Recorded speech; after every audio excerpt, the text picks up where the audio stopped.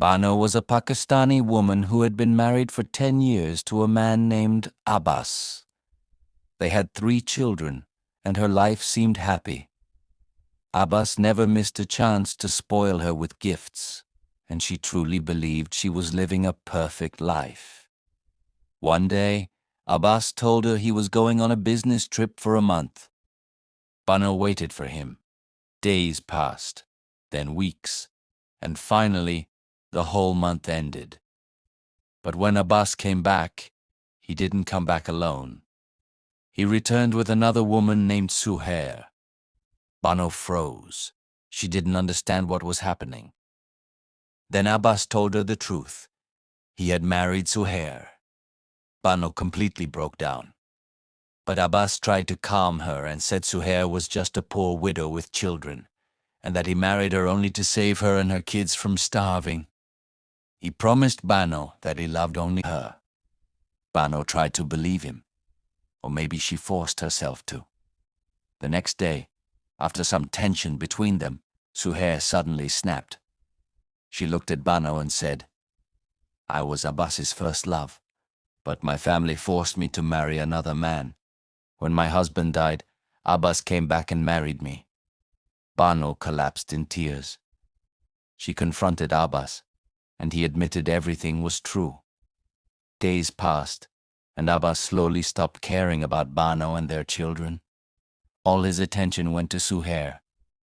He wouldn't even look at Bano or the kids anymore. Suhair took control of the house. She changed the furniture, the rules, everything. Bano felt like a stranger in her own home. One day, Bano woke up happy. It was her wedding anniversary. She made a cake and went to Abbas's workplace to surprise him.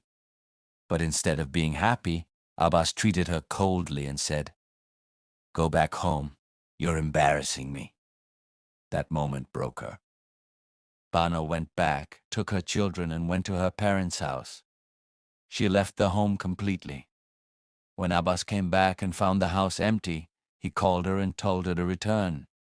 She refused. So Abbas made a cruel decision. He stopped sending her any money. And he actually did it.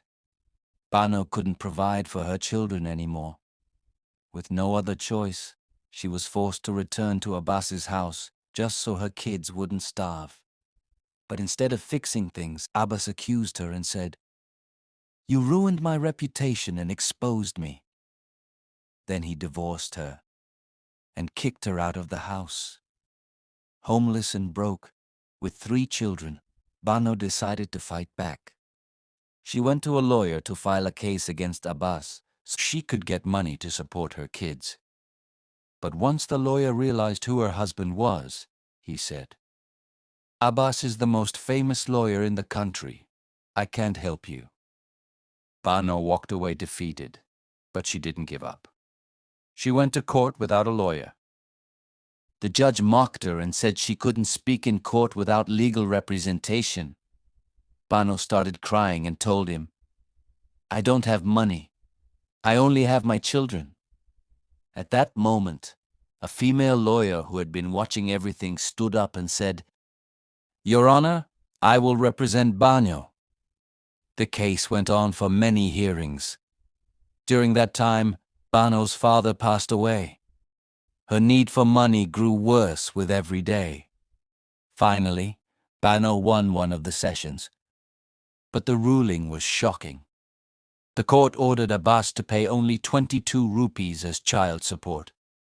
That amount couldn't even feed 3 children for a single day. Bano broke down in tears, but she didn't stop. She filed another case. More hearings, more waiting, more pain. And because of cases like Bano's, the laws for divorced women were eventually changed. She finally gained the legal right to receive enough money from Abbas to properly support her children.